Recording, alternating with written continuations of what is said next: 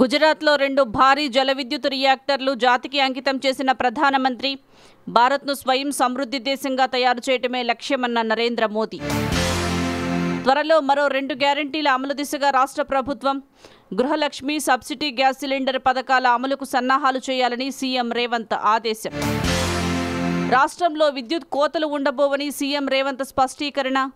విద్యుత్ సరఫరాలో అంతరాయం కలిగితే బాధ్యులపై చర్యలుంటాయని హెచ్చరిక. రాష్ట్ర వ్యాప్తంగా విజయవంతంగా కొనసాగుతున్న బీజేపీ విజయ సంకల్ప యాత్రలు. లోక్సభ ఎన్నికల్లో బీజేపీకే జనం మద్దతన్న కిషన్ రెడ్డి. సన్ఫ్లవర్ రైతులకు రాష్ట్ర ప్రభుత్వం శుభవార్త. నేటి నుంచే కొనుగోలు కేంద్రాలు ఆరంభం. మద్దతు ధరకే పంట కొనుగోలు. మేడారం అభివృద్ధికి కేంద్ర ప్రభుత్వం కట్టుబడి ఉందన్న కిషన్ రెడ్డి. ఈ ఏడాది నుంచే గిరిజన వర్సిటీలో ప్రవేశాలు చేపడతామని వెల్లడి.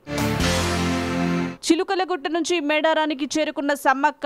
మేడారం గద్దెలపై వనదేవతలకు భక్తజనం మొక్కులు. జనసంద్రంగా మారిన మేడారం. నేడు సమ్మక్క సారక్కను దర్శించుకోనున్న గవర్నర్, సీఎం.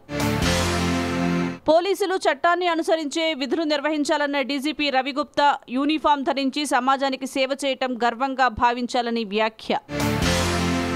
శ్రీశైలం ఎడమ కాలువ పనులను యుద్ధ ప్రాతిపదికన పూర్తి చేయాలన్న మంత్రి ఉత్తమ్ కుమార్ రెడ్డి. 2 ఏళ్లలో దీనితో పాటు డిండి నిర్మాణం పూర్తి చేయాలని అధికారులకు ఆదేశం. సూపర్ స్పెషాలిటీ ఆసుపత్రుల నిర్మాణం వేగవంతం చేస్తామన్న మంత్రి దామోదర్ రాజ్ నరసింహ. వివిధ జిల్లాల నుంచి హైదరాబాద్కు వైద్య సేవల నిమిత్తం వచ్చే రోగులకు అందించే చికిత్సలపై సాంకేతిక కమిటీ నియమించాలని ఆదేశం. గ్రామీణ ప్రాంతాల్లో 15 రోజుల్లోగా కొత్త విద్యుత్ కనెక్షన్లను మంజూరు చేయాలన్న కేంద్రం. విద్యుత్ వినియోగదారుల హక్కుల నిబంధనలను సవరిస్తూ నోటిఫికేషన్ జారీ. సమకాలీన ప్రపంచంలోని అనేక సమస్యలకు పాశ్చాత్య కూటమే కారణమన్న విదేశాంగ మంత్రి ఎస్ జయశంకర్. ఐక్యరాజ్యసమితి భద్రతా మండలిలో సంస్కరణలకు అడ్డుగోడగా బీజింగ్ నిలుస్తోందని విమర్శ. భారతీయులకు పర్యాటక వీసాలు B1, B2 జారీ ప్రక్రియలో నిరీక్షణ సమయాన్ని తగ్గించేందుకు ప్రయత్నిస్తున్నామన్న యుఎస్. 2022-23లో 2,68,923 మంది భారతీయ విద్యార్థులకు వీసాలిచ్చామని వెల్లడి.